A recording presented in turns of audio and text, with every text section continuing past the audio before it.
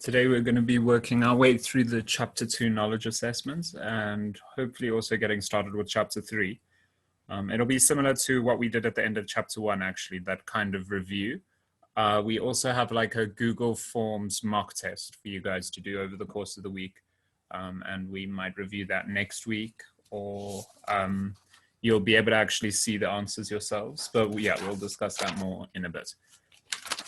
Let's just get started with this. So guys, it's on page 59 of the PDF that was sent on the group, the Chapter 2 PDF. Hopefully you guys have that. If not, then it's okay. All of the questions will be in the slides. So maybe just get a piece of paper or like open up a Word document or whatever, and you can just number them there. There's only 20 questions, 10 of them are fill in the blank questions, and 10 of them are multiple choice. The last 3 multiple choice questions are a little bit silly. We'll do them anyway, but yeah, other than that, I think the questions are quite good. So let's start with the fill in the blanks. I do want you guys to answer as best as you can before I give away the solution. So do, you know, post in the chat or feel free to speak over your mic if you have any ideas. Okay, so that's the first question. An is a blueprint of an object. So it's like, yeah, we just have to fill in the blank with what the answer is. This one, not too bad. I think you guys have seen this one before, actually. In one of our weekly morning quizzes, like one of those Mentimeter quizzes. I think you guys have actually seen this one before. So what is the blueprint of an object?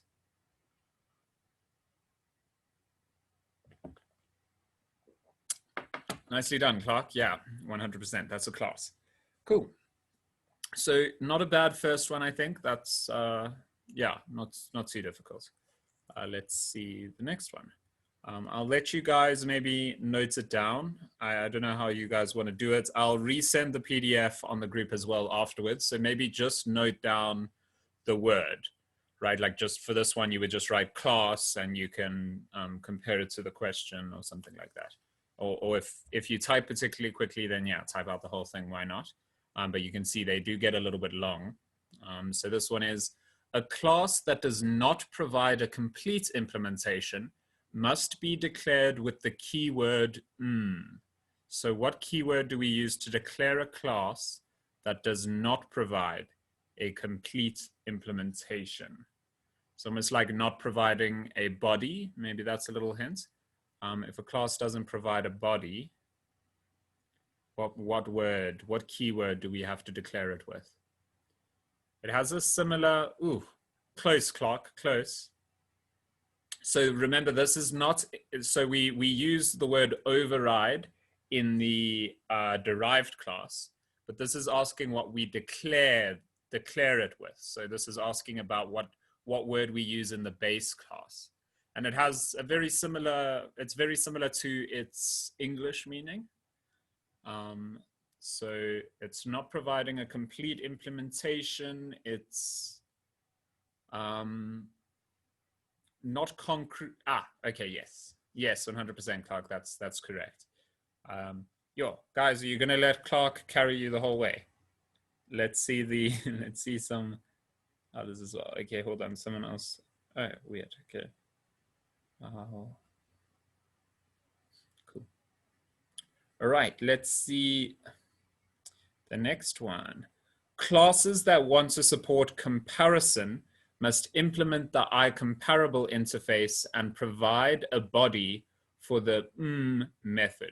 So when we want to implement an interface, it'll have some members, some methods that we need to implement. Like for us, when we created the, what was it? The Golem class, the Golem interface, whenever we wanted to implement, when we created the Golem class and implemented the enemy interface, whenever we implemented the enemy interface, we had to define that method called attack. We also saw the iComparable interface, and it had a particular method that it required you to implement. Do any of you remember the name of that method? So the trick here is remembering the name. It was the one that returned -1, 0, or 1. I think you guys probably remember more of the details about the method as opposed to the name of it. But do you remember how we called it? So I would say, like, if we were comparing two rectangles, rect1 and rect2, for example, we would say rect1 dot whatever the name of the method is, dot and then in brackets we would put rect2 or square or whatever we were comparing it to. I think this one will be a stretch because remembering the name of the method could be quite difficult, but luckily it will come up again later. So we'll actually end up programming it. Oh, wow. Okay. So Clark did remember. That's great. Yeah. So dot compare to 100%. So the compare to method is what you have to implement is what you have to provide a body for if you implement the iComparable interface and you want to support comparison. Okay, not too hard to remember, right? We're supporting comparison, so we implement iComparable, and when we implement iComparable, we have to provide a body for compare to. So it's just a lot of comparing, right? You can use the keyword to check whether it is legal to cast one type to another type. Okay, I think you guys do know this one. It's just that the wording might be strange. So I'll frame the question and then hopefully you guys will be able to see what they're asking. So they've given us two things here, two types, okay? So, or two classes. So they would have actually created the classes. I'm just gonna do it in a sort of quick way. So I'm gonna say like int x equals 6. And let's say string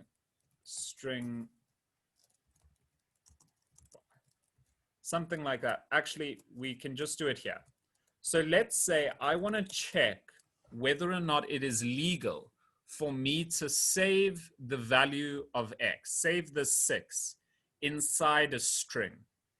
So in order to do this, I need to check if x is a string, right? So I would type something like x, there'll be some keyword that'll tell me whether or not x is a string. So this keyword is what they're asking for. How do I check if the thing on the left has the same type as the thing on the right? That's all they're asking. So you can use the keyword to check whether it is legal to, oh, this is supposed to say cast, by the way, legal to cast one type to another type. So that says case, it's supposed to say cast. I'll change it before we move on to the next slide. Okay, so how do you check? Is the thing on the left the same as the type on the right? As, okay, so as is what we would do the conversion with if we were converting. Right now, we just want to check if it's legal to convert. But yes, in short, Clark, that is very close, and I'm happy that you answered that. In fact, I am happy that. So this was to check whether it was legal to convert. So here, particularly, they were asking is. Okay, so it's a very subtle difference, very subtle. But hopefully you can understand the sort of. So they say you can use the is to check whether it is legal. As will actually do it. So as will actually do it. It'll both check and actually do the conversion. Is will just check. It'll just tell you whether it's legal, true or false, right? Like either it is or isn't. But yeah. In short, that's a good answer. So yeah, you were definitely on the right track there. Cool. And this last one, so this is question 5. 3 main features of an OOP language are. So this is not, there's no one answer here because there are more than 3 main features of an OOP language. They would have given like a, in the book, they would be asking you specifically for a particular sentence in the book, but even that sentence is not, it's not exhaustive, okay? So there are lots of things you can, yeah, exactly, Yusuf. So that's what they would want you to say, properties. So Yusuf said properties, methods, events, and that is a good answer. but it's not the only answer, right? As you can tell. So don't memorize it as if those are the main things, because Yusuf, could you name a thing that's an important part of an OOP language? So you've said properties, methods, events, but can you name another thing that's very important for an OOP language?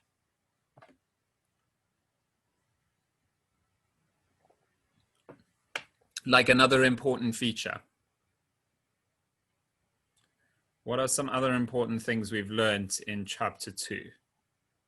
Like, for example, where do you put your properties and methods, Yusuf? Where do properties and methods go?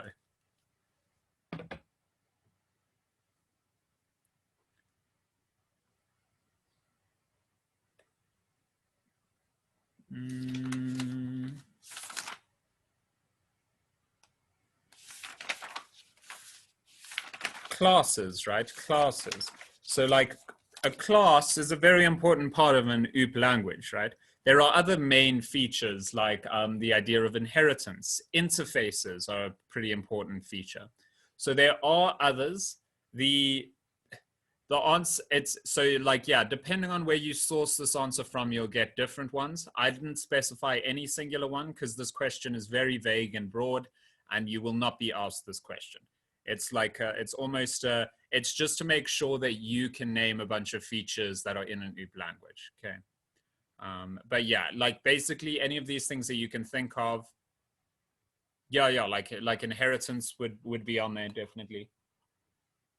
Yeah, there are many important features in OOP languages, and like narrowing it down to 3 is a very strange thing to expect you guys to do, okay?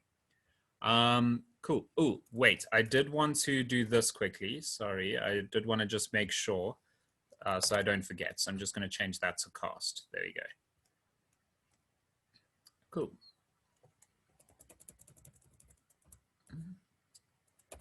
Okay, the next question. This one wasn't too bad. I think you guys have seen this in a Mentimeter quiz as well. You can use to group related classes to reduce name collisions. So how can we group related classes together, guys? In order to reduce name collisions. They actually give you a little bit of a hint at the end of this one as well, at the end of the sentence.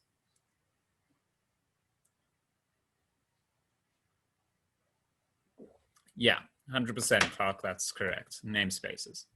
So we can put, and you guys have seen this a lot, right? Like in Rex Tester, all of our work is done inside the Rex Tester namespace, but we could create like a namespace whatever, and inside the namespace we can put whatever classes we want. So like, for example, in Rex Tester currently we have program, but you've seen us put other classes inside this namespace, right? Like rectangles, etc.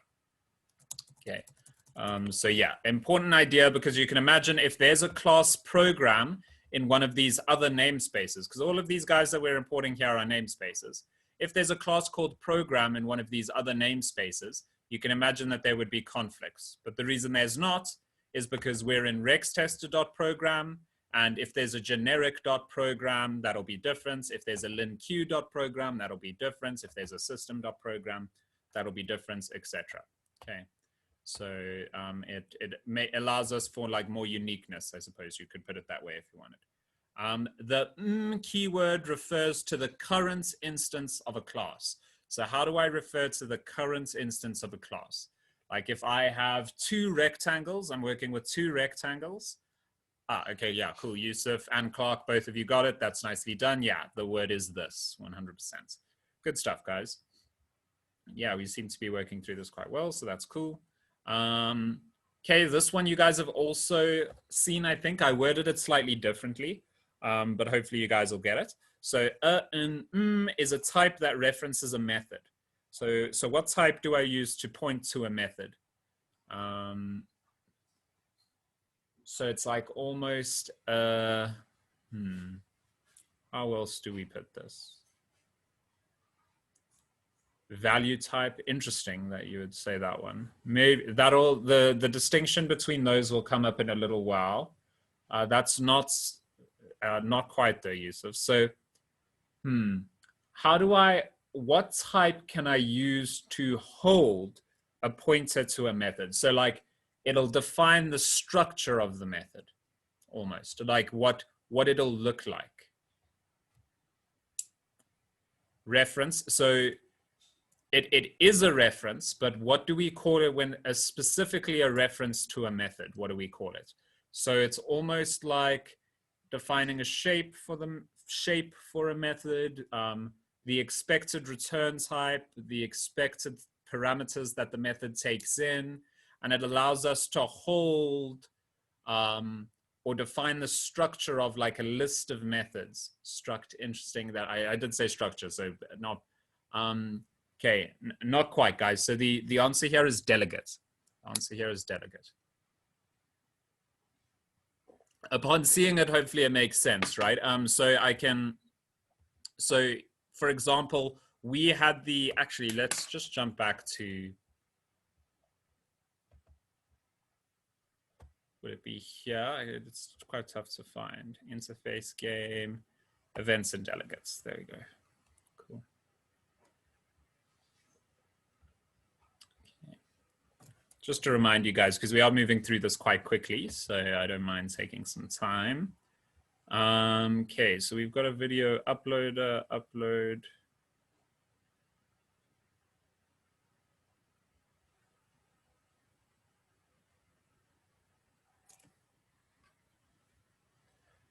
Oh no. Did I not save it?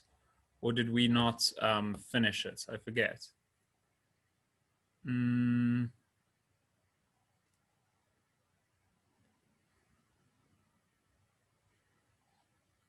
I think I just didn't save it. Hopefully that's what happened. But let's do it now. So I can show you guys. So you can see here we create a delegate. So we say public. So if you guys recall, we had that whole example of uploading a video, right? Uploading a video. So we did it in a specific way where we notified the subscribers, right? Like we notified them directly from the uploader. But if we want to do it according to an event, we handle things slightly differently. I am a bit worried now that I didn't. You guys, I did show you events, right? I did. I think I did. I'm sure I recall it. So hopefully we discussed it in more detail. If I'll check during the break though.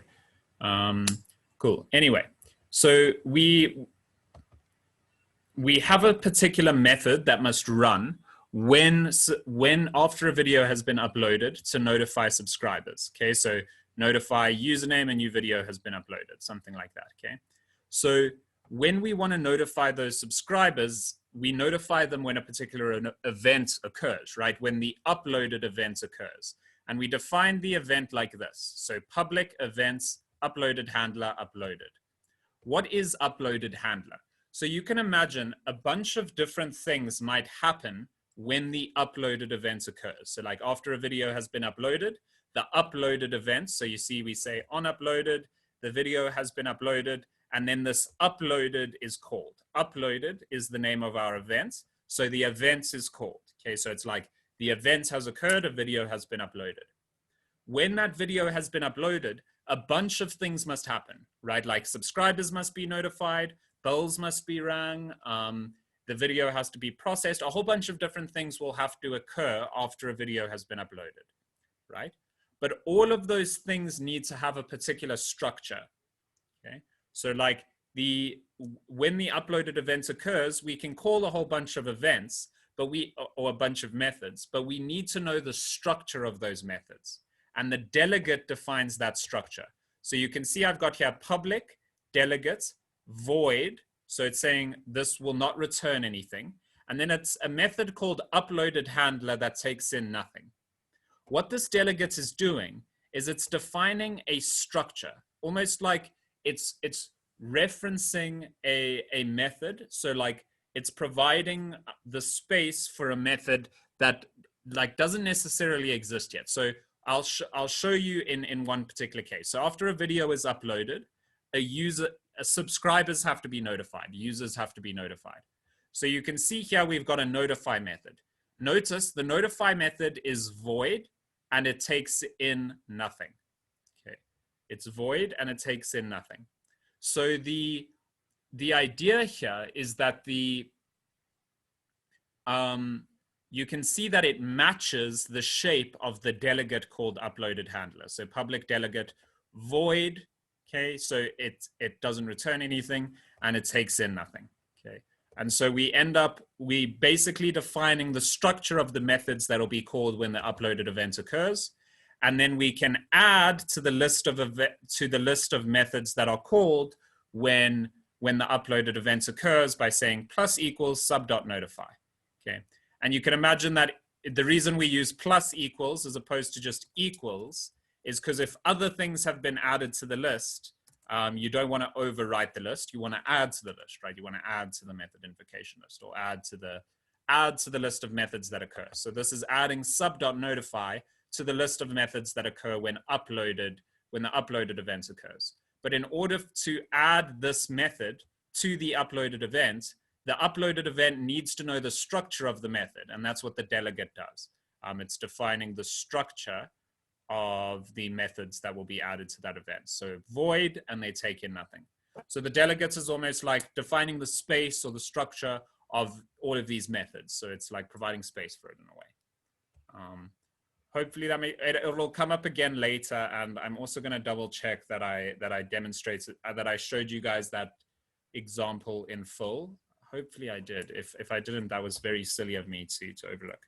So yeah, sorry about that if I didn't, but we'll review today. So a delegate is a type that references a method, okay? An is a value type, whereas an is a reference type. So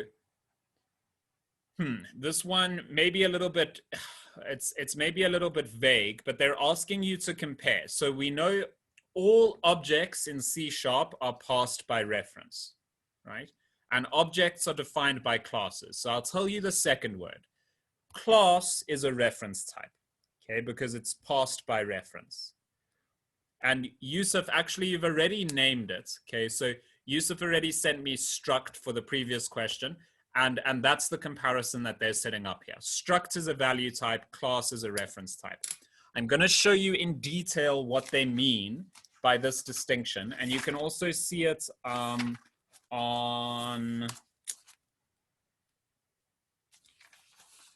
it'll be somewhere in the book. Let me see. I think I might just show you. Yeah, values and references. It's on page 44. Okay, it's on page 44. But I'll just show you guys. Okay, I'm just gonna show you guys.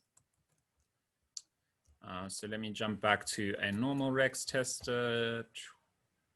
Cool. So we're gonna do fairly simple example.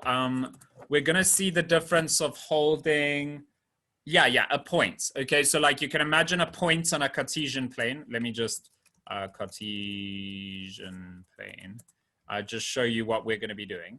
But it's going to be very simple. We're going to make a class that just holds a singular point. Okay, so like this. It just holds an x and y value. Okay, -3 and 1, or 0, 0, or 2, 3. So it just has two properties, x and y. Okay, so it's a point.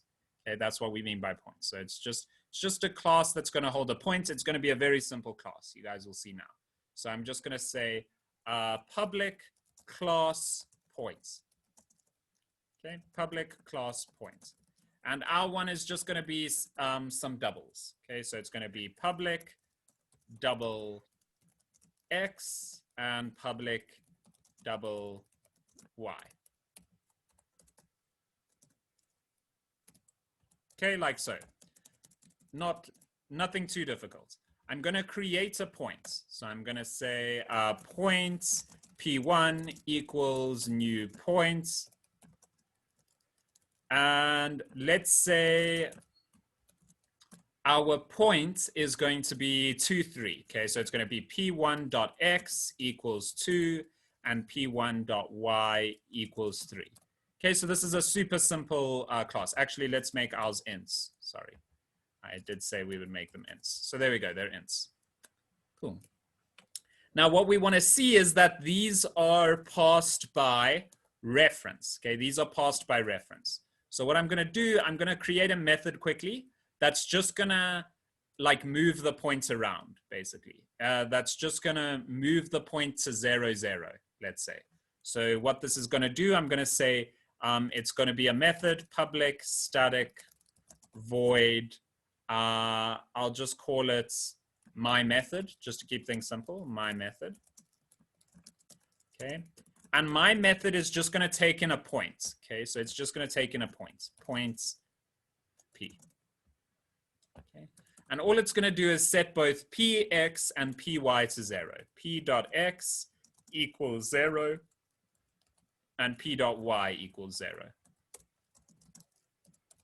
Okay, like so.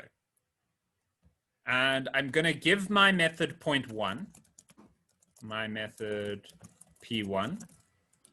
And then I'm just going to print out the values of both of them. So I'm going to say console.writeLine, and I'm going to say like,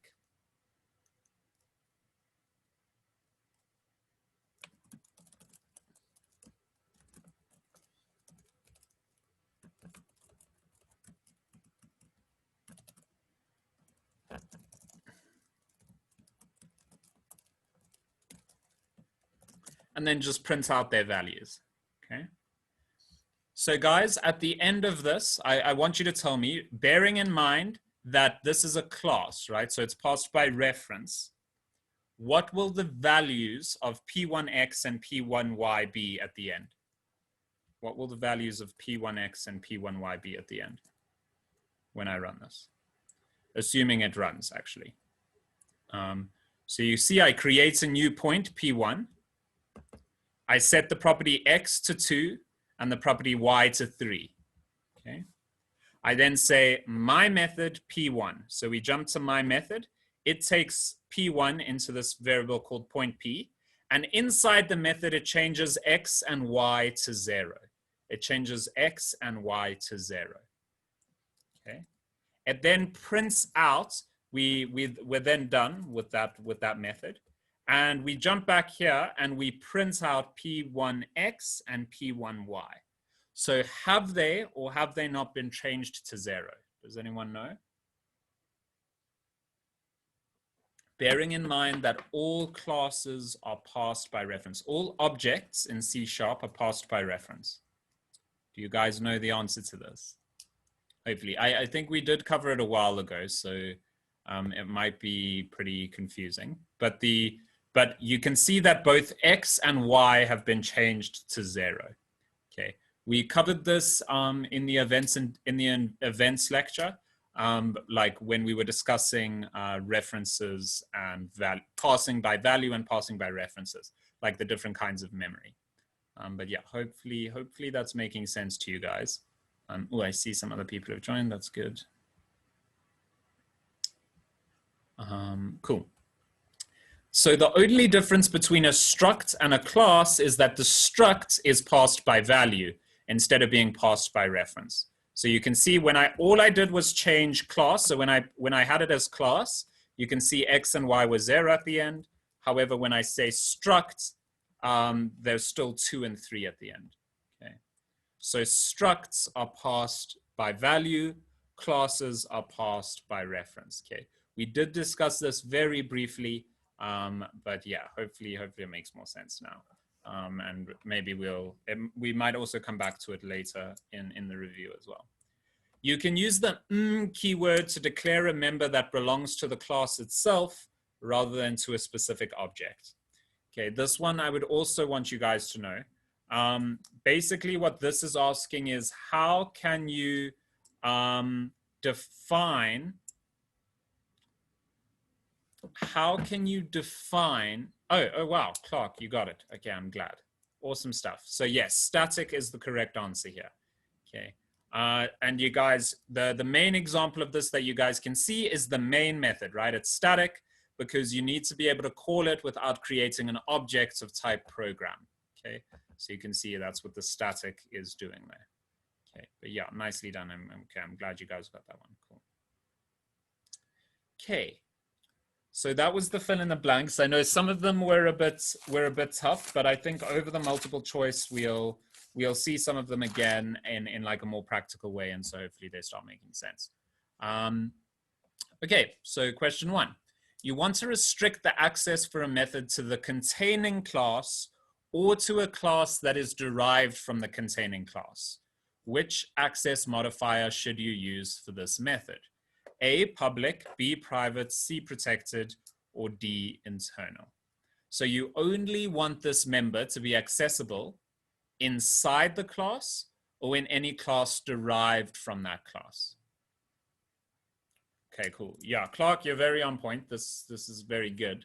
So yeah, C is the correct answer here. It is protected. I would have hoped that most of you guys would get this one. So let's just think about it again. Public means that it's accessible everywhere. Private means it's only accessible inside the class. Protected means it's accessible inside the class or in any class derived from the class. And internal means accessible within the project, okay? You guys haven't really seen that yet. We'll see it more when we get to chapter 4.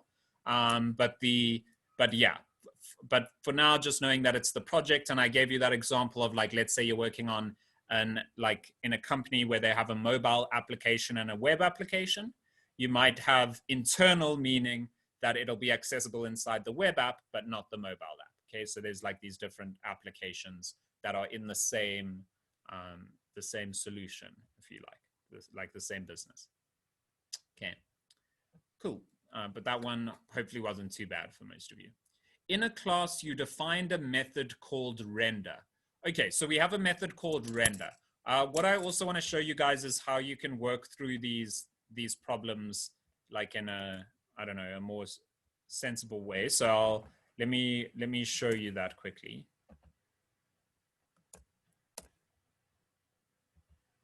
Okay. So what they've told us is we have a class called render. So I'm actually going to move through this question part by part, and hopefully you guys will see that, see why it makes sense. So we have this class called render. That's what they tell us at first. In a class, in a class you defined a method called render. Whoops, I misread actually.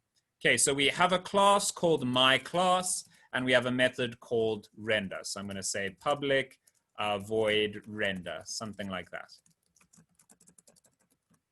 Okay, so that's what it looks like. We've got this method provides functionality to render bitmap files onto the screen. Okay, again, we don't necessarily have to know what that means even, but I'm just going to say this renders bitmaps to the screen. So that's just a special kind of image. So renders bitmaps to the screen. Cool.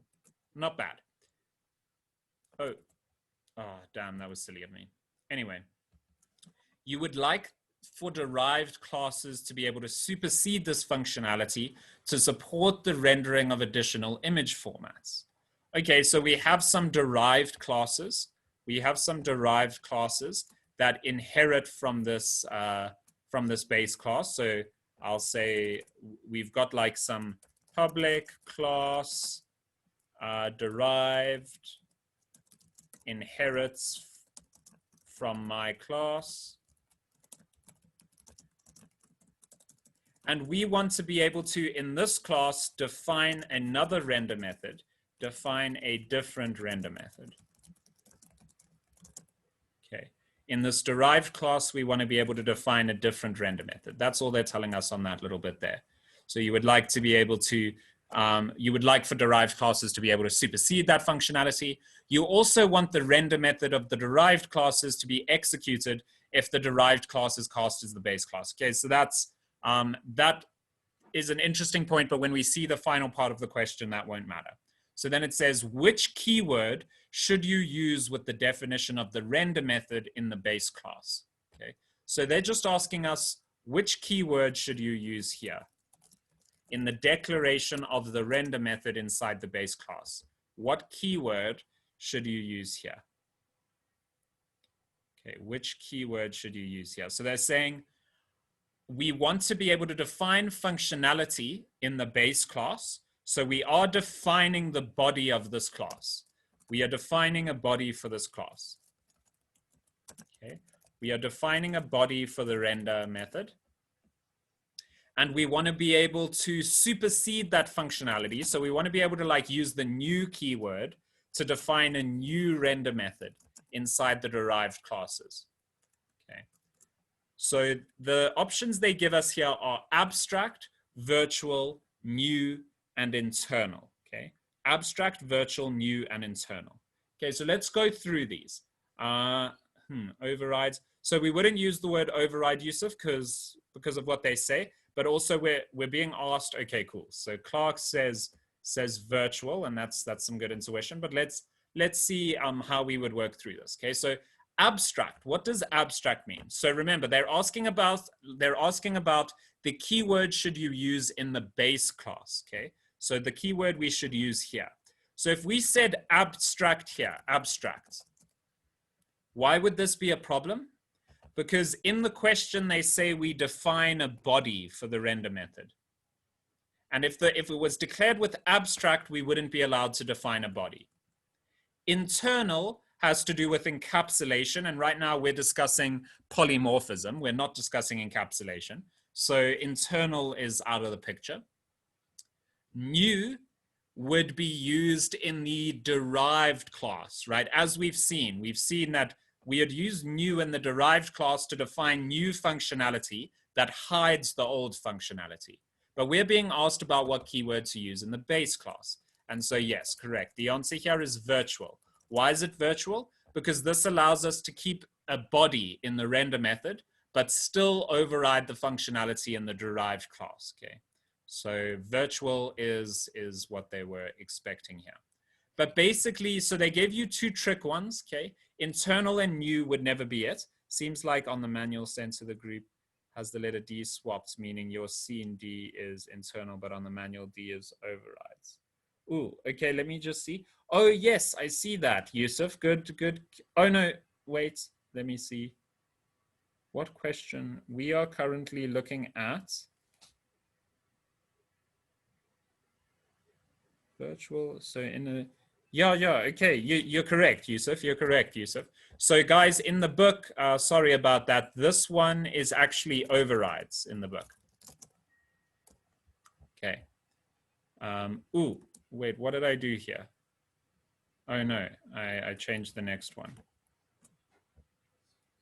This is actually overrides. There we go.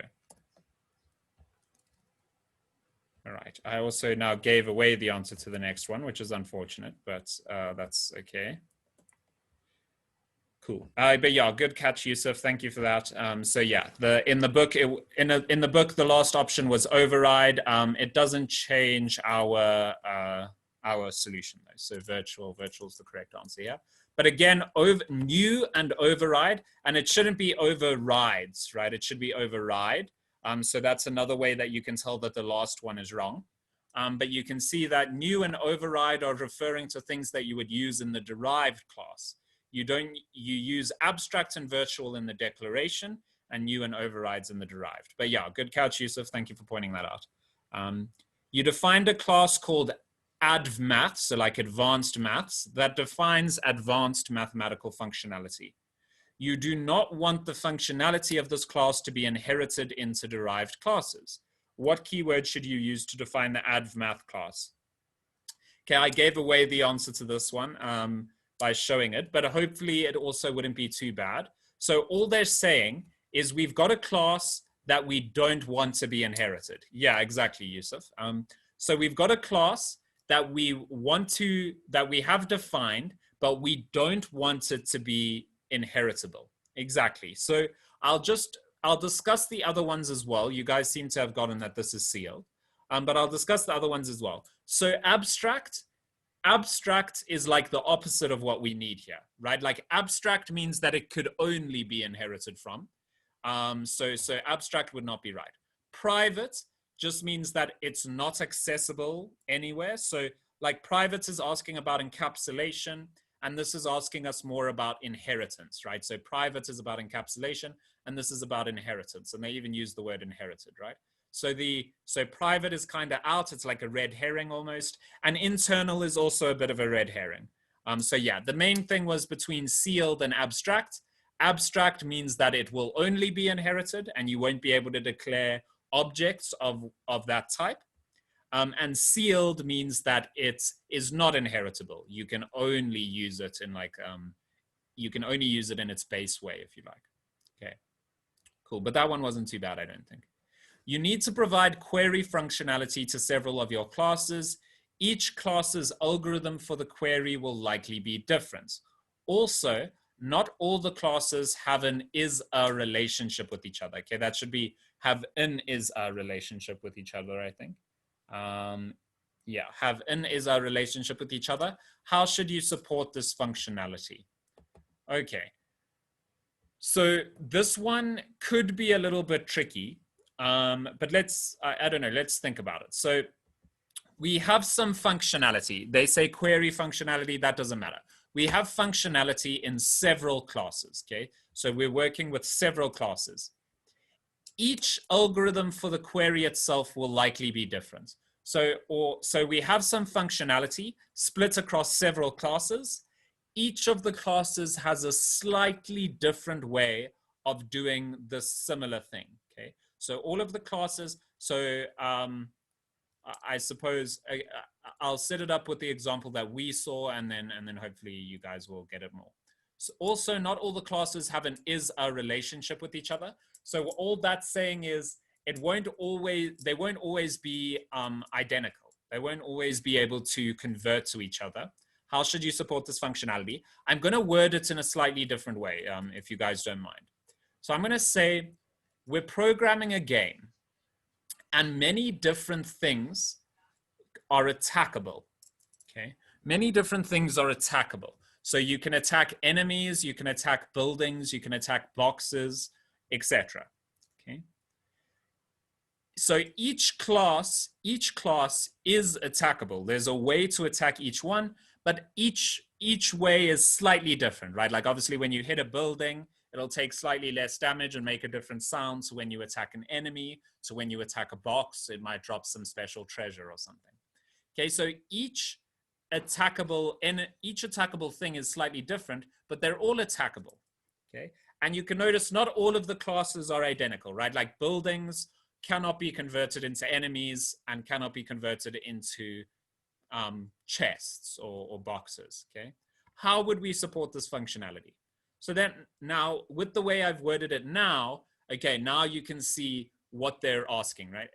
So hopefully my rewording maybe helped a bit there, but you can see that that is all they're asking. So I'll say, let's go through the options and see why, like, yeah, as Clark says, D is correct here. So they say A, add the query functionality to a base class with the public access modifier. The reason why this is not okay is because the query functionality is defined in a base class, which means that all of the classes that inherit from the base class will have the same query functionality. Okay, because they haven't mentioned anything about virtual or abstract or anything like that, right? So everything will have that same base class query functionality, and we've already been told that each one is slightly different. Okay, option B, have all the classes inherit from an abstract base class and override the base class method to provide their own query functionality. Okay, you know what? This answer is actually fair. Let's see the next ones we'll leave this one open for now. Okay, C, have all the classes inherit from a base class that provides the query functionality. Okay, A and C are basically the same and they're wrong for the same reasons, right? Like if we're inheriting from a base class, that means all of us will have the same query functionality, okay? And then D says create a common interface that is implemented by all the classes. Okay, so B is actually wrong for two different reasons. Number one, we were already told that not all the classes have an is-a relationship with each other, okay? And you guys know when we were creating polygons, rectangles, and squares, so we had polygons, and from polygons inherited rectangles and squares, okay? Polygons and rectangles had an is-a relationship, right? They were both polygons. So they've told us that that isn't necessarily the case. If you inherit from a base class, you have an is-a relationship, right? So that's the one reason. The other reason why this is wrong, even if they didn't say that sentence, even if they didn't say not all the classes have an is a relationship with each other, B is still wrong here because they use the word should. They don't say how could you support this functionality. They say how should you support this functionality. And the way you should do this professionally is with an interface because it's much easier. It's much more simple. It's how professional developers would do this. Okay. So B is wrong on like 2 different levels. All right. Even though it is technically, it's close. It's close. Cool. Okay, question 5. Which of the following class elements should you use to define the behavior of a class? Okay, this one's easy. This one's easy. I would want all of you guys to get this one. How do we define the behavior of a class? A method, a property, an event, or a delegate? Yeah, exactly, Clark. We use methods to define behavior. I've asked you this one in Mentimeter quizzes, guys, so this one shouldn't have been too bad, hopefully. Okay. You guys can see, so methods define behavior, properties define attributes, like qualities of the thing. So like method is like the ability to run and the ability to dye your hair and that kind of thing. A property is like the color of your hair and your speed. Okay, so like we've got methods and properties. Events and delegates are just ways of expanding upon methods. They're not defining the behavior themselves. They're just like augmenting it, if you like. Okay. Question 6. You are writing code for a class named product. Oh, let me just make sure, check the time. Okay, we're still good on time. You are writing code for a class named product. You need to make sure that the data members of the class are initialized to their correct values as soon as you create an object of the product class. The initialization code should be always executed. What should you do? Okay, this one is not too bad. I'm going to show you what they're asking, and then you guys could probably answer it without even seeing the options, actually.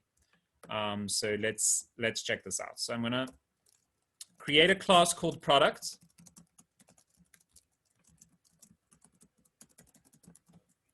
Okay. Inside this product class, we have some fields, some attributes, whatever. We have some properties like the name of the product, so like string name. We have the price of the product, like double price. Maybe we have the amount of stock of the product, like how much of it we have in stock. So in stock, something like that. We have a bunch of properties for our product, and you can imagine there being some more. What the question is asking is you want to make sure that all of these properties, all of these data members, so that's just members in the class that are holding data, are initialized to their correct values as soon as you create an object. So when I say product prod equals new product, I wanted to immediately set the name, the price, and the amount that I have in stock as soon as I create a new thing of type product. So how do I initialize those values? How do I immediately set them? Okay, Clark says B. Let me just go through the options because I don't, okay, yeah. So it is B. It is in fact B. Let's read through them because you guys, hopefully you immediately saw that you do it with the constructor. Right, so create a constructor in the product class to initialize the data members. Let's see what the other options are just to see. Create an event in the product class to initialize data members is D. That would be way overcomplicating it. Create a static property in the product class to initialize data members. Create a static method in the product class to initialize data members. Both of those are wrong because you know, it's static, so it wouldn't even necessarily have the properties to set because we haven't created an object yet, right? So how could the static method use those properties and those attributes? Okay, cool. So yeah, constructor is the clear answer there because that's what constructors are for, even. Okay, you are creating a class named square that is derived from the polygon class. The polygon class has the following code. Class polygon, public, virtual, void, draw. Cool. the draw method in the square class should provide new functionality, but also hide the polygon class implementation of the draw method. So notice they say hide. They don't say overwrite. We want to hide the polygon class implementation. We don't want to totally replace it. Which code segments should you use to accomplish this? Now, in your books, they give you the full code segments, but the only thing that changes is the keyword that we use, okay? So the first code segment uses override, the next one uses new, the next one uses virtual, and the next one uses static, okay? I could actually just program this up quickly and show you guys what they're asking here. So let me actually do that. That seems sensible enough. Yeah, we can. So we've got a class polygon. Inside polygon, we have this method called public virtual void draw. Okay. And it's just empty. It has a body, but the body is empty. Okay. And it has to have a body because it's virtual. Okay. So yeah, there we go. So we've got void draw. Cool. Okay. We then inherit from this class.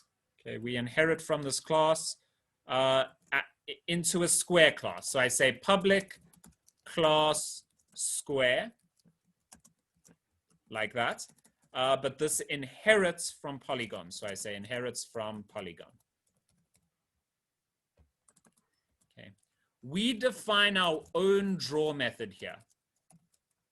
Okay, using some keyword.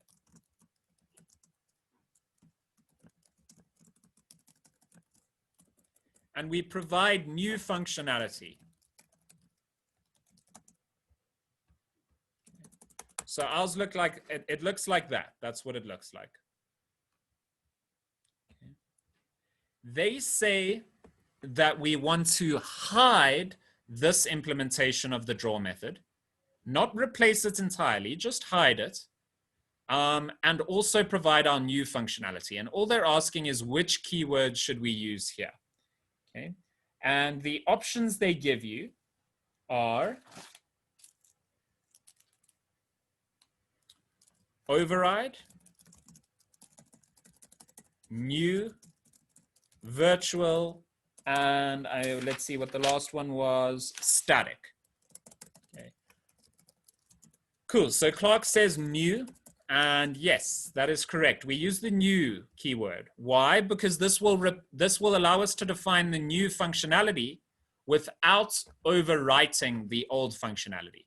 If they told us that we want to totally replace the old functionality, actually, yeah, do you guys know? What if it didn't say you want to hide the old functionality? What if it says you wanted to totally replace the old functionality? Then what keyword would I use? What keyword would we use if we wanted to totally replace the old functionality? It's still one of the options that they give us there. So they ask us static. So static doesn't really have to do with this. So we can eliminate static. That's not the answer. Virtual is what we use in the declaration. So that's not the answer. New will hide the old functionality. Override will replace the old functionality entirely. It will overwrite it. All right. So those are our options. The reason why it's new in this case is because they asked us to hide. So they say hide the polygon class implementation, not override it. So yeah, correct, Clark, it's new. Cool. All right, question 8. Okay, let's take a break, guys, because I actually also want to just double check something. So yeah, and also it's just time for a break. So I think let's do a 10-minute break until 10:05, and then we'll come back. I'm also just going to double check that we covered events in enough detail.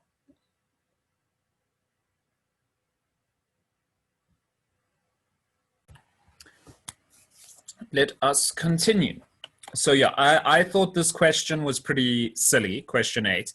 Like I told you at the beginning, I think the last 3 questions of this multiple choice are, I don't know, they're a little overly specific, but the But it's okay. This one isn't particularly difficult, I don't think. It's more just a understanding what they're asking and also just figuring out what exactly it is that they want you to do. So I think we're just I'm gonna go through and define the entire question here. Some of you might already be able to see the answer if you're following along in the PDF. But basically, this has a lot to do with what we covered last week. Cool. So what I'm going to do, they define this class called rectangle, and it implements that eye-comparable interface, okay, which means it's going to have to provide a body for the compare to method, because they want to be able to compare rectangles to each other, okay? And this is very similar to the structure that we've been using, okay, for all of these examples. They define public double length get set, okay? So they define the length property and they define a width property, as you'd expect for a rectangle, right? Okay, like so. So that's what they define. They also define an area method. So public double get area. It doesn't take anything in, it just returns the length times the width. So it calculates the area. Nothing too bad there. Okay. Now it gets to the interesting part of the question. They say, okay, we need to provide this this implementation for the compare to method. Okay, the compare to method. Okay. Obviously, it takes in, it takes in an object, and then they quickly just cast that object to a rectangle, which isn't too difficult to do. They use this, again, this way of doing it is a little weird. I'm going to say obj as rectangle. Okay, the way they do it in your textbook is a little bit weird. We should always cast like that. Okay, we should always cast like that. Okay, use as instead. But there's, but yeah, however you're doing it, this is fine. Okay, cool. They then use that thing where they calculate the difference. So they calculate the difference equals, I think, do all of them do it that way? Oh, no, some of them don't do it that way. Okay, let's explore what they actually do in this other option. Okay, so in options C and in option D, immediately after they create rectangle target from the object that you give it, okay, so they're trying to set up this way of comparing the two rectangles, this to that, they then say if this equals target. And they do a bunch of other things, but can you guys tell me what's the problem here?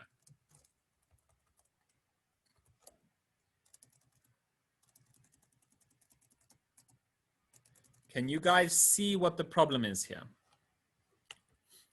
If this equals target, the big issue is, well, it's like hopefully the reason you guys aren't typing is because it's a very obvious, very large issue, right? Is that you can't compare this and target. This and target are not numbers, right? They are not numbers. You can say this dot length equals target dot length. That would be fine. You can say this dot length equals target dot width if you wanted to, or this dot width equals target dot width. You can compare them like that. You can compare them on their areas, like this dot get area equals target dot get area. But you have to be comparing numbers. You can't compare the objects to each other. You can't say if this equals target. This is meaningless. It's very unclear what it is you're comparing here. There's no numbers. There's no sensible mode of comparison between these two things. Okay, so that's the immediate problem with C and D, is that they're attempting to compare this and target directly. Okay, so those were options C and D. Options A and B do that other thing that we were talking about. where you create this difference. So you say double difference equals this dot get area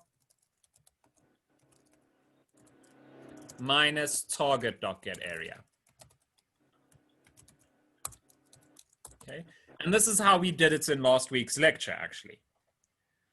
So then we have the normal setup where we have an if statement, we have an else if statement, and we have an else statement. Okay, so that's the structure we end up with. And we've just got all of our different conditions. So if difference equals 0,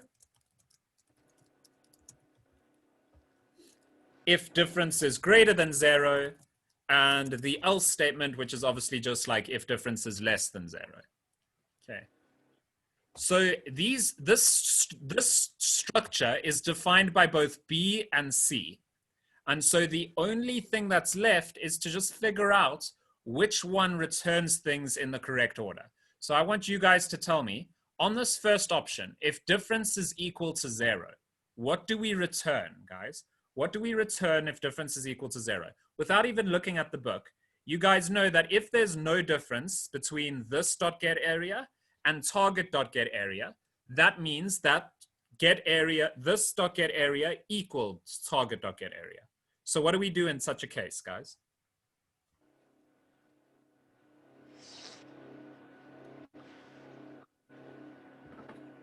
What do we do in such a case? When this dot get area is equal to target dot get area, so when the two things we're comparing are equal, what does compare to expect us to return? What does compare to? Remember, there are the three possibilities. This comes before that, this comes after that, and this is equal to that. What do we do when they're equal? What do we do when we're equal? I am going to wait on this one. This is the hill I die on, you can say. Because we did discuss this in quite a lot of detail, I think. What do we return in such a case, guys? Do we return -1, 1, or 0? Which of the three possibilities does this refer to?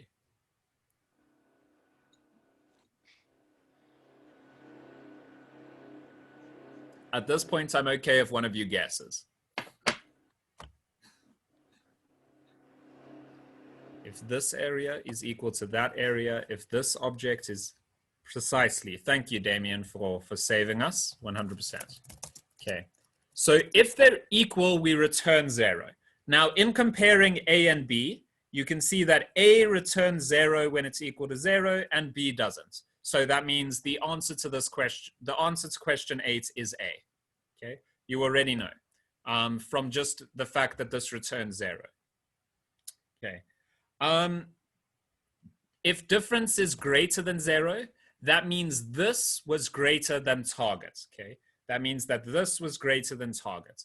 And in such a case, we return any positive number, but we usually use 1. And in all other cases, we'll return -1 because that means target was greater than area.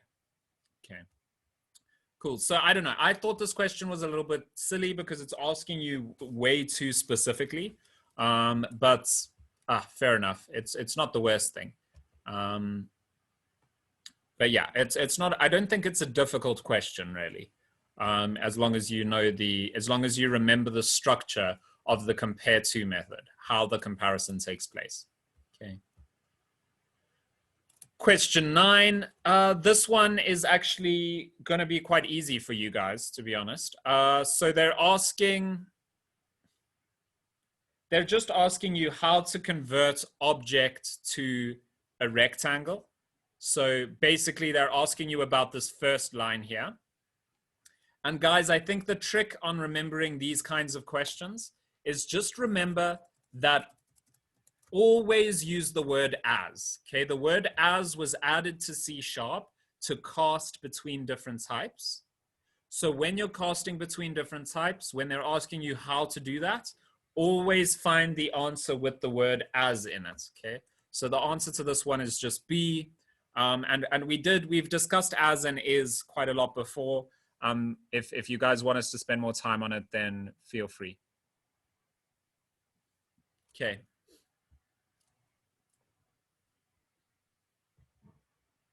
The last question is long. There's a lot of setup, but I think the answer is quite clear, actually.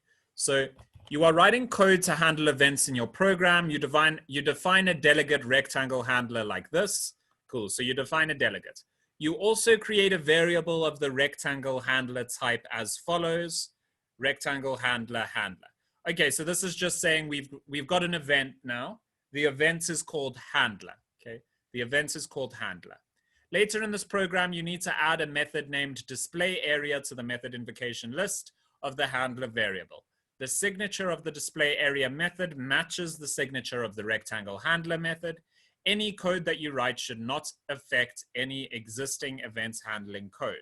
Given this restriction, which of the following code should you write? Okay, I'll draw out the options that they give you.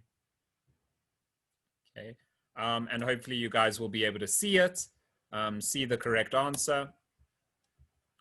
So we've got an event called handler. So event called handler.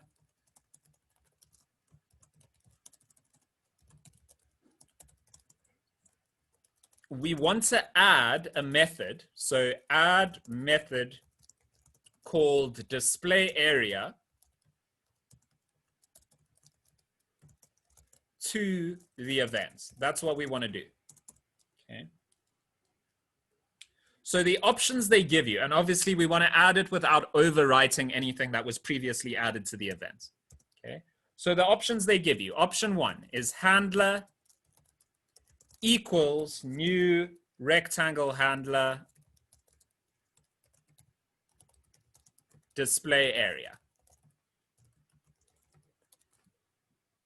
That's option 1. Option 2 is handler equals display area. Option 3 is handler plus equals display area. Okay, and the final option is handler minus equals.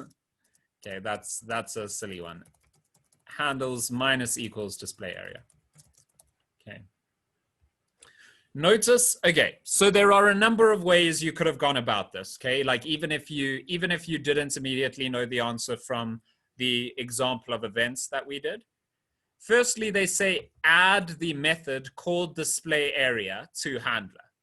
So adding the method, you guys know what symbol denotes adding. What symbol denotes adding? The plus sign, right? The plus sign denotes adding. So which of our options contains something that would add to another thing? C. Okay, C is what will do that. Okay. The other way to approach this is like in an actual, like, you know, a more deductive way. So number 1, they say you want to add to the list without affecting any previous event handling code. If you set it equal to something, then you'll overwrite every single previous option. So both of the first options are wrong because you can't just set it equal to the thing because it's just going to overwrite all of the previous options. Minus equals is just silly. It doesn't even have a definition in this context. Plus equals is obviously the way to go. Okay, so yeah, the answer, I think it's fairly clearly C, like when you actually look at the options and you look at the question. But yeah, so it's adding a method, right? Adding the method. And that actually brings us to the end of chapter 2. What I'm going to do, guys, because chapter 2 is difficult, and I do want you guys to practice answering these questions a lot, we've got a Google form, okay? We've got a Google form that I'll distribute after the class, after the lesson, to you guys. And you'll be able to just, it's like basically a mock test. So it's going to take you guys about 45 minutes to work through. But as like an extra assessment, I want you guys to work through that Google Forms. At the end, click View Submitted Responses or click View Responses, and it'll actually give you the correct answer. So it'll tell you what the correct answer was. And basically, and you can retake that little mock test as much as you want and really like cement your understanding of chapter 2. Okay. So there's lots of questions that you might get asked in test conditions in that mock test. Okay. And maybe if it'll be worthwhile for you guys, we might review it in next week's lecture as well after you've all done it. But we'll see about that. Okay. The important thing though is that you guys work through it. If you have any questions, or if like you're stuck on one of the questions in the mock test, or if you feel like one of them needs clarification, then feel free to post on the WhatsApp group or message me privately, and I'll either just tell you or maybe even do a thing at the beginning of next week's lecture going through that question that you were having trouble with, okay? So that the rest of the class can see as well. All right, so I'll give that to you guys, but other than that, we're actually, that's it for chapter 2. And I know chapter 2, I warned you guys at the beginning though, chapter 2 is tough. It's a slog, there's a lot to learn, and it's difficult, okay? Chapter 3 is way more fun, way more interesting, and has like a really nice split of like theoretical and practical knowledge. I think chapter 3, maybe chapter 4 are my 2 favorite chapters in the course. So if you've been struggling up to now is the time to start, attending and focusing, because honestly, like chapter 3 is really nice. Chapter 3 is nice. Okay.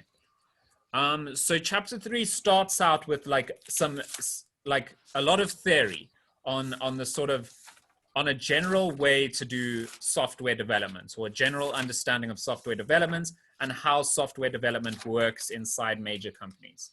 That's how chapter 3 starts off, and it's a good way to start off, and it carries it through quite nicely. Okay, so this is about general software development. And so guys, we're going to be working from page 65. I just want to jump into chapter 3 immediately so that we can keep making good time. And it's cool. Okay. So we're on page 66, understanding application lifecycle management. So this, guys, is very, very theoretical. So you can sit back and enjoy. Hopefully some of you participate a little bit. So I guess let's just jump into it. So as you'll notice later on in the course, actually, programmers really like life cycles. One such life cycle is the application life cycle, okay? And all the application life cycle is describing how you get from like an idea for an app, like a crazy idea for an app, to an actual functioning product at the end of the day. That's what the application lifecycle is attempting to describe and attempting to like help you with. All right. So it starts in a fairly simple way. So you have an idea, right? You have an idea, and what you initially start, at least in the application lifecycle, what you initially start by doing is describing the requirements for that idea. Okay. So you want to determine the new requirements, the business requirements for this application or this system that you want to design, And again, don't worry, guys, we'll discuss every single aspect of the application lifecycle in more detail. This is just providing like an overview. Okay. After you've decided on the requirements, so like what must the app do? How will it do it? How well does it need to do it? All of that kind of thing. After you've done that, you go into the design stage. Okay, so this is where you actually design the application. Okay, here's where we're creating plans for like how we're going to develop things, models, like whether it's like prototype models or like flow charts or anything like that. The architecture, we'll discuss what architectures are later on. Detailing, so just here we're detailing how the software will be implemented, how we're going to create it, what it's going to look like, what its structure will be, all of that kind of thing is happening in the design stage. We then go into actual development. So after we've created this design, we actually implement the design that we created, right? So we actually start programming, we set up our databases, we set up whatever software solutions or whatever platforms we're using, all of that kind of stuff. We're now actually creating this application or the system. And now you might think like, okay, cool. So the system's created, we're done, right? But no, we're only like halfway through the life cycle at the moment. The next stage is testing. And the formal definition of testing is so we've done development now, right? We did requirements analysis. We created some designs. We developed. testing, the definition of testing is to take what we developed. So we've developed something now. We take what we've developed and we verify that it matches our requirements. Okay? So like we had those requirements at the beginning, we have the results of our development, and we just want to make sure that they line up, that they match. The requirements that we had at the beginning are fulfilled by what we have developed. Okay, so that's testing. And yeah, so we just test that the software satisfies the requirements, but also testing that it satisfies industry standards, that our customers are happy, that the person paying us is happy, all of that kind of thing. All right. And lastly, we go on to maintenance and release. Okay, maintenance and release, which is kind of what it sounds like. So obviously now the system is, we verified it, it's working, we release it to the world, but we now have to maintain it. We have to provide support staff. We have to update it regularly. There might be some changes that people want to make, in which case we have to start the life cycle again. And notice that it is a cycle, right? But we'll discuss this more. So like, it doesn't stop, right? Like it doesn't just stop once you've released it. You're continually developing the app. Okay. So what I want to do is just discuss each phase of the application lifecycle in slightly more detail. So we're going to start where the lifecycle starts, makes sense. We're going to start at requirements analysis. Okay, we're going to go more into detail about how this process might occur in the real world. So we start with like this faceless person in a suit. Okay, the product owner or the business owner. Okay. And they might have an idea. This person might also actually be you. You can technically fulfill this role yourself.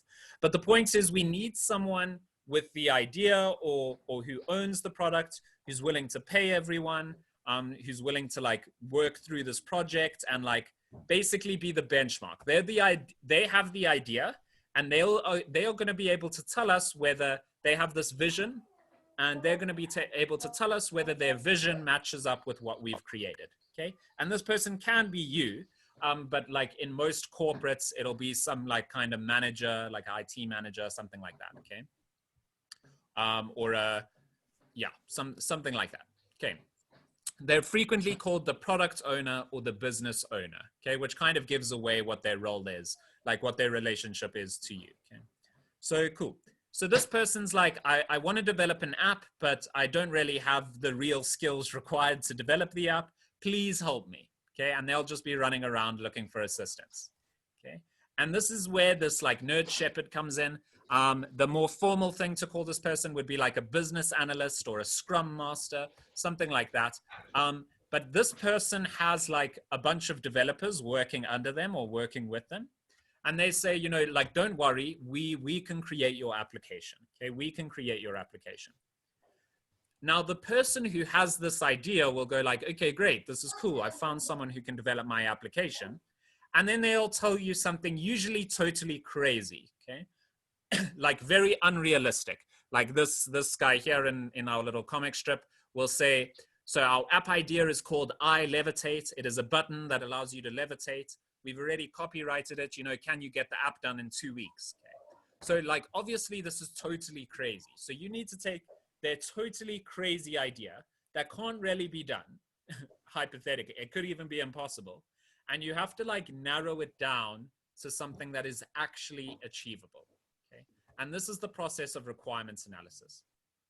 Okay. So you take the product owner's total gibberish, and what you want to do is convert it into specific, usable, realistic technical requirements. Okay. So you guys, we've been doing this for a while now, like a couple of weeks. Hopefully you guys have maybe some ideas about the technical requirements that an app would have. And so what we're going to do is we've got these two columns here. Okay. On the left, I'm going to show you what the product owner says. And you guys are going to help me reduce this into specific technical requirements. Okay, so let's go through like a little example of how requirements analysis might occur. Okay, so let's say the product owner tells you this. They say, we want you to be able to upload videos to our site. We want you to be able to upload videos to our site.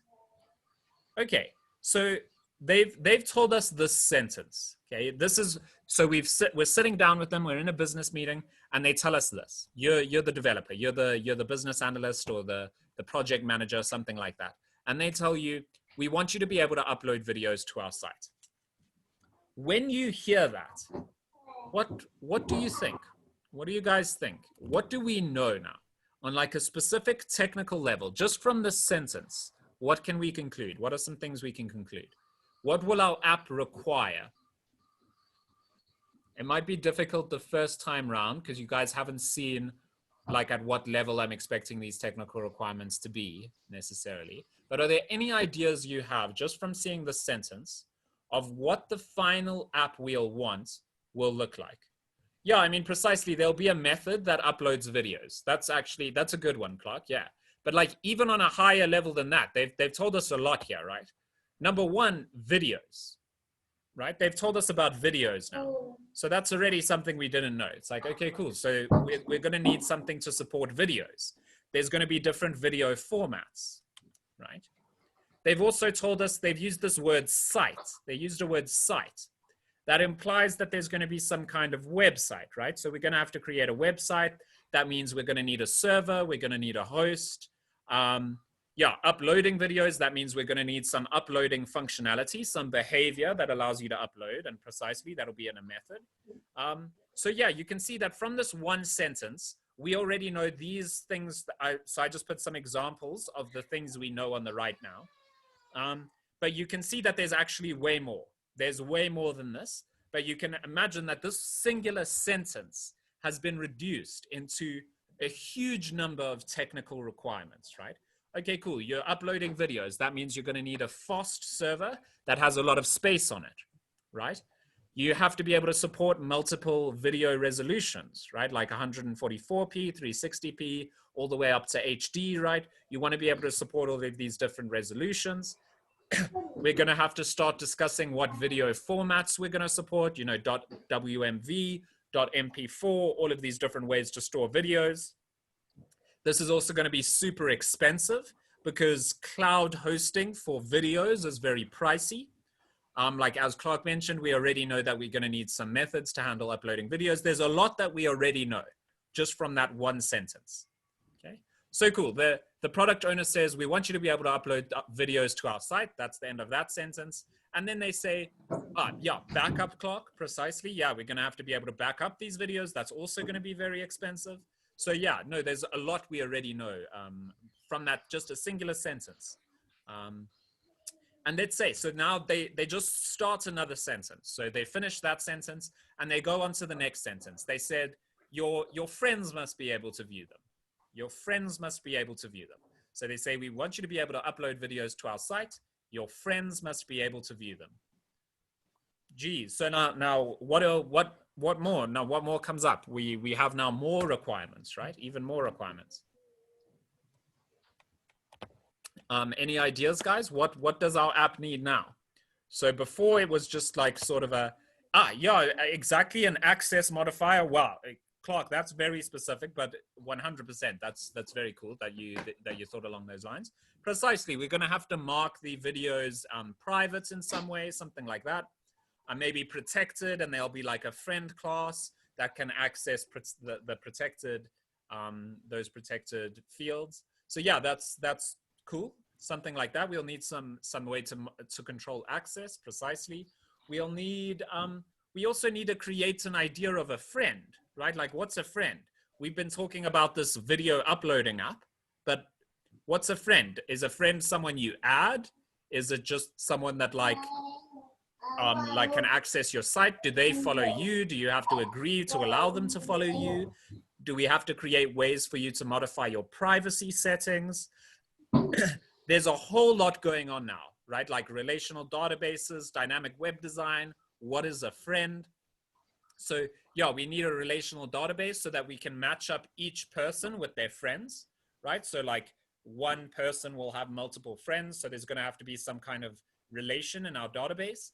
We're going to need dynamic web design because when you click the add friend button, you don't want the whole site to refresh. You want like just the button to change. We have to answer this question of what a friend is. There's immediately a huge amount of questions that come from just this singular sentence, okay? And we can go on to another sentence. So they finish this sentence. So they say your friends must be able to view them referring to the videos. So your friends must be able to view the videos on mobile devices and the website. On mobile devices and the website. So they've just finished off that sentence there now. So now what are we thinking? What do we know now? On mobile devices and the website. So they just finished off that little sentence. And immediately we've got, well, yeah, we're going to need events as well, because there's going to be button clicking, right? Like on video uploaded, there's going to be like on click, there's going to be buttons, definitely. And you can, I mean, one of the most startling ones to me here is now suddenly we're talking about mobile devices, right? So we're going to have to be programming on mobile phones now. So it's not just a website anymore. Like when they say mobile devices, do they mean they want our website to be friendly on mobile? Or do they mean that they actually want mobile apps, right? So like now we're going to have to be talking about, what if you try to access this site on iOS applications or on Android applications? What languages are we going to be developing in, right? We might use Swift if we're developing for iOS. We would use Java if we're developing for Android. When developing the website, we might use like ASP.NET if we want to use C# or Django if we want to use Python, or Node if we want to use JavaScript. There's a whole lot of things that this one little sentence has like expanded upon, right? Because now there's this huge issue of how do we support both mobile and websites? Okay.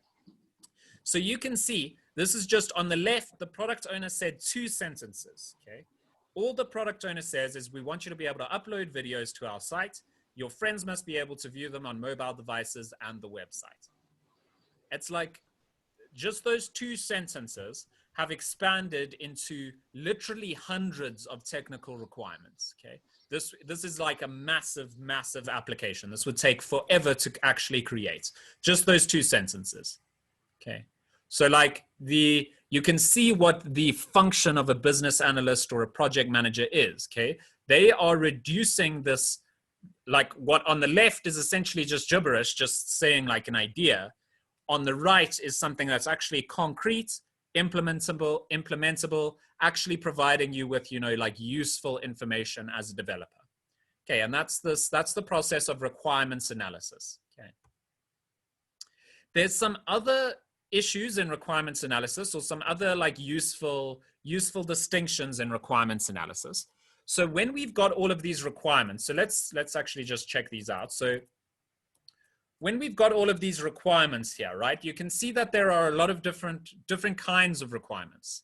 Okay, like there are issues of, you know, you must be able to do certain things like upload videos. But there are also requirements about our app, right? Like our server is going to have to be fast because we're handling videos. We're going to need a scalable server and database, because if we have lots of users, the site is going to be growing quickly, right? It must be user friendly, right? It must be a friendly site to use. But that, like, those aren't really, so you can see there's like the functional requirements of you must be able to upload a video. You must be able to add a friend. Okay, those are like, there'll be a button or something that you click. It's like very functional. It's something that you're able to do. But on the other side of that is you also want the site to look nice. You want it to be user friendly. You want it to be fast. You want it to be scalable. You want it to be maintainable. You want it to be safe and secure. Okay, so we've got these like functional requirements, things that you must be able to do, and non-functional requirements, which is just like things that the site must have. Okay, so like that is one important distinction when doing requirements analysis. Okay, so we have the functional requirements, which is specifics regarding what the system or the application must actually be able to do. Upload videos, add friends, like videos, all of that kind of thing are functional requirements, things that it must do.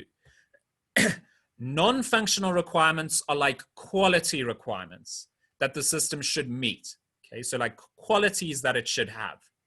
In general, it can be difficult to like distinguish. Like if you're asked for some examples of non-functional requirements, they can sometimes be difficult to think of. But a good way that I advise you to remember them by is that non-functional requirements are essentially anything that ends in ity, okay? So maintainability, security, scalability, testability, like all of these kinds of things, okay? Accessibility, all of those things are non-functional requirements, okay?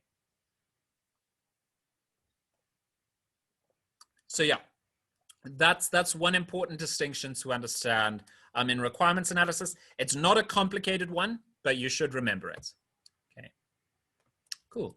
And that's actually all we have to discuss in terms of requirements analysis, actually. And yeah, so just remember that this would be done by like a business analyst. Okay, this would be done by a business analyst. That's an important thing to remember. Okay, so there's a whole bunch of job descriptions that will come up. Okay. So if we go ahead and look at our life cycle quick. So you guys can see we've discussed requirements analysis, all right? And the next step, so we've got some technical business requirements now, right? So we've got like that list of business requirements that we saw on the right, okay? But you can imagine now, it's still difficult to take like this list, like just a bunch of sentences or bullet points, and to actually convert that into an application directly, right? Ideally, we want like an even more technical, specific design, right? So we've now got some requirements, but we need to now design a system that can actually satisfy those requirements. And so naturally, the next step we move into is design, okay? And there are a number of questions that we ask at this stage. In particular, there are two of them, okay? In particular, there are more, but in particular, two of them you guys must definitely remember. Okay. The one question is about architecture. Okay, architecture. And architecture, it has a very similar word to what it means in like the normal day-to-day, right? Like an architect designs a building, they create some blueprints for the building, and like the actual builders can go and build the building from that blueprint, right? That's what the architect does. Architecture is very similar in a software sense. It's like a technical blueprint of a system or application, okay? The technical blueprints of the system, all right? So it's sort of like, what's the flow of the system? How does it flow? How does it work, okay? The architecture is created by a person called an architect. So the person who reviews and creates your architecture is a software architect, okay? That's their job, okay? They create the technical blueprints of the system and like review it and update it, you know, as you'd expect. So we won't discuss different kinds of architectures in too much detail. I will show it to you in brief, but it's not tested often. So or it's not tested at all, actually, I think, like the specifics of architecture. But just so that you guys get an idea of what different architectures might look like, I've got two on the screen now, okay? So there's this architecture on the left, and this architecture on the right. These are two very popular architectures in software. These are obviously simplifications of those architectures, but they are architectures nonetheless. So on the left, we have what's called an event-driven architecture.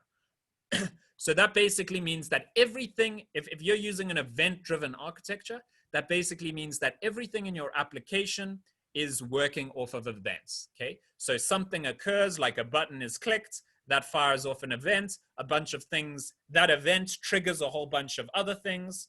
Those other things trigger a whole bunch of events, and you know, it goes on. So like there's this event bus. So each time something happens, an event producer will add an event, like shout an event, and anyone listening for that event will just watch the bus and check when that event has occurred and then do whatever it's doing. So that's called an event-driven architecture, okay?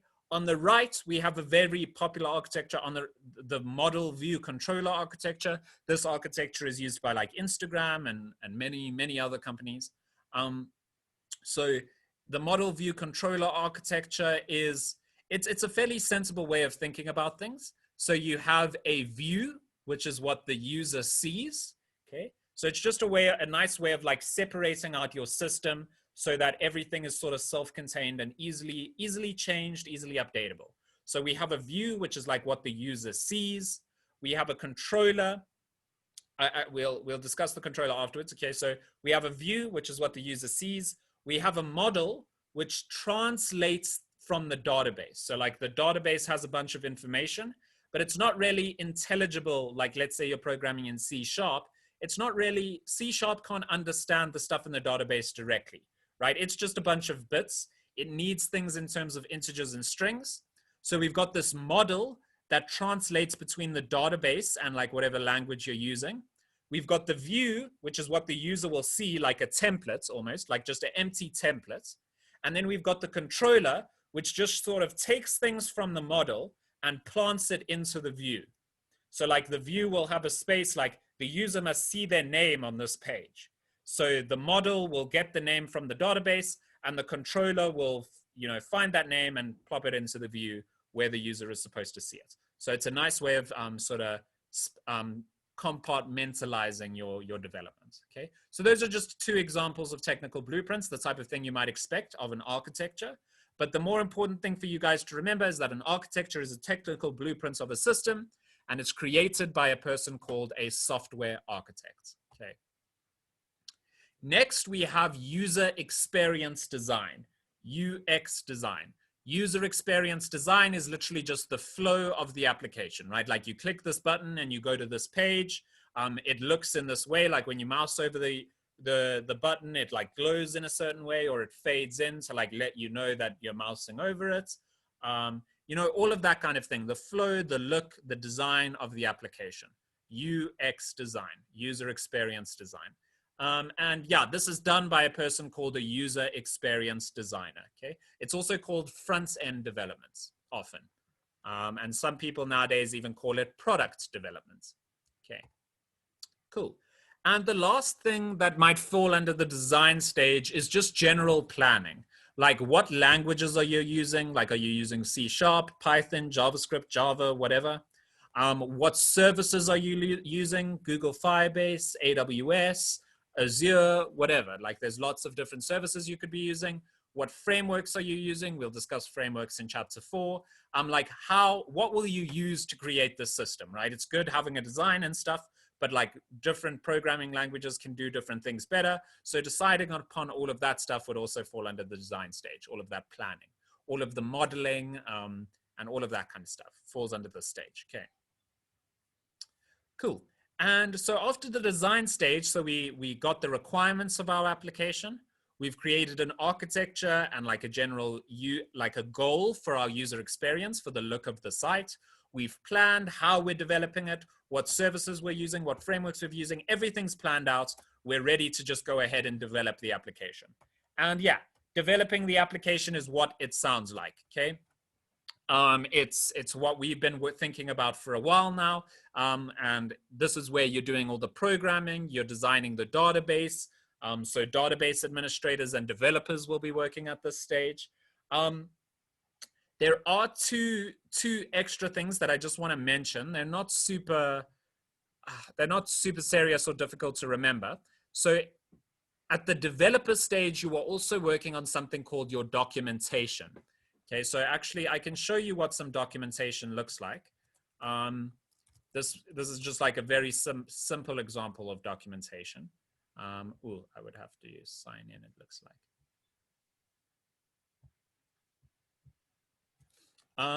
So you're also working on something called, you're frequently updating something called your documentation. So it's not just the development of the site that matters. It's also the development of this, okay? Like documentation. How do you actually use the website? How do you continue developing it? What's its structure? Where is everything located? Is there like even like a short little manual or something like that? All of that kind of thing is also done at this development stage. And that's done by someone called a technical writer, So they would just write up like you know, for both developers and users, write up how it works, how the system works, how you can keep developing it, like tutorials on how to develop it, like for other developers, things like that. Just general best practices, all of that kind of thing would fall under the technical writer's job description. Okay. So that also falls under developer. the one other weird thing is there's also a thing called a content developer. So you can imagine if you created YouTube, for example. So you've created YouTube, but it has no videos on it, right? You can see that like the first few things that you add to the site have to be developed, okay? Because like you can't let it grow naturally from nothing in a way, right? Like if there's nothing on the site, then no one is going to bother accessing or using it. So like you'll need some content developers, basically content creators, to initially access the site to create some interesting things to use and to see, so that you can like garner interest, right? So like you can picture when creating Medium, initially you would have to pay a few people to create articles on Medium, before like there's enough interest for people just creating them by themselves. Okay, so that's called a content developer, and that happens at this stage. Okay, and that's the software development stage. So this is where we're actually creating the app, getting it ready for the public. Okay, cool. Next is testing. Testing is very, very, very in depth. And this stage is probably going to take us to the end of the lecture, in fact. Okay. There are lots of different aspects to testing, and there are multiple different ways to discuss it. Okay. One way to discuss testing is on the level of approaches to testing. Okay. Approaches to testing. So they set up two approaches to testing. So there are two approaches to testing, broadly speaking. There is black box testing and white box testing. Okay, black box testing and white box testing. Okay, so black box testing is picturing yourself as a user and using the application as you normally would. Where this term comes from, you guys know there are like those black boxes on planes. Apparently they're actually orange. One of the students was telling me, but whatever. So there's those, they call them black boxes. The reason they call them black boxes is because things go in and things come out. Okay, like the inner workings are, it's like opaque. You can't see into it. Okay, so the inner workings are hidden from you. Okay, the inner workings are hidden from you. So this is like you using the application as someone who is not a developer. So for example, let's say you're creating a calculator. If you know how the calculator is programmed, you may know how to do specific things to break it, right?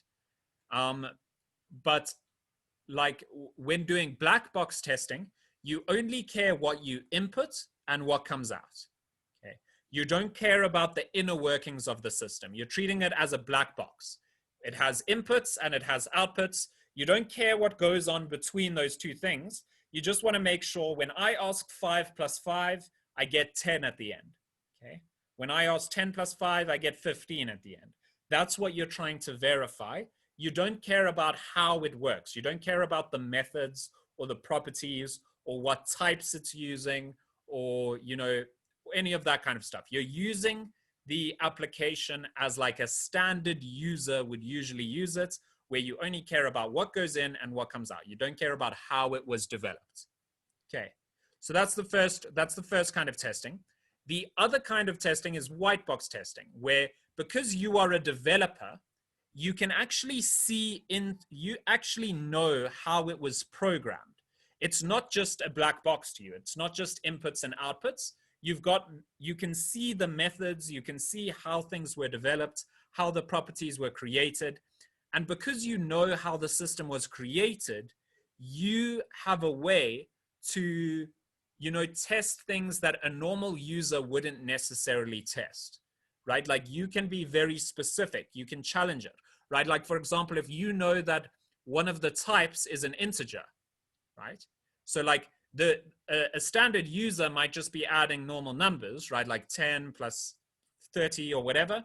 But because you're as a developer know that when you were programming it, you used integers, you might go like, okay, I'm going to test 2.7 billion plus 100 or something, or plus a million, because you know that integers can't hold over that amount, right? So it's like, it's a tricky, it's almost like, because you're a developer, you can test things that could possibly cause errors, you have like a deeper insight almost into how the system works. You don't just have to treat it as inputs and outputs. Okay.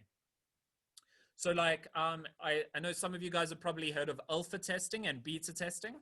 Those are forms of black box testing because you're giving, like in alpha testing, a lot of the requirements will be done. It won't necessarily be secure yet. So like all your functional requirements will be done, but it won't necessarily be secure. And so you give it to some initial early users just to see how it works. Okay. Those early users don't know how the system was programmed. They're just using it, and then things happen and you just document their experience, right? So that's a form of black box testing. White box testing would be you as a developer going into the code and seeing like where things could break and testing those things specifically, testing those edge cases. Okay. So that's black box testing versus white box testing. Hopefully that's clear. Now, yeah, I think black box testing and white box testing is a weird way to discuss testing. It's not a way that I like. The next way we'll learn, so these are called the two approaches to testing, the approaches to testing. The other way of doing it is the levels of testing, okay, levels of testing. There are 5 levels of testing. This way of discussing testing is much more specific and just, it's much clearer, I think. It's much better. I prefer this way of discussing testing. We only have like 3 minutes left, so I'm actually, we can leave it there for today, I think. But what I want to do, okay, I can't find out. I have to log into my WhatsApp, actually, I think. Let me just see if I can see objects. Cool, I do have it. Cool. So the last thing I want to show you guys, I'm going to give you this Google Forms. You can put in your name, select your grade or other, and select your school or other. And then you'll be able to fill in this. It's basically a mock test on object-oriented programming, okay? So on chapter 2, it's a mock test on chapter 2. There's only 20 questions. A lot of them you'll recognize. So I'll give you this and please work through it before next week's lecture, okay? So I'll post it on the WhatsApp group. I'll post the link to it on the WhatsApp group and explain what's going on with that, okay? But yeah, other than that, that's it for today, guys. Thank you for coming. And yeah, I'll see you all next week. Yeah, thank you very much. Enjoy your weekends, eh?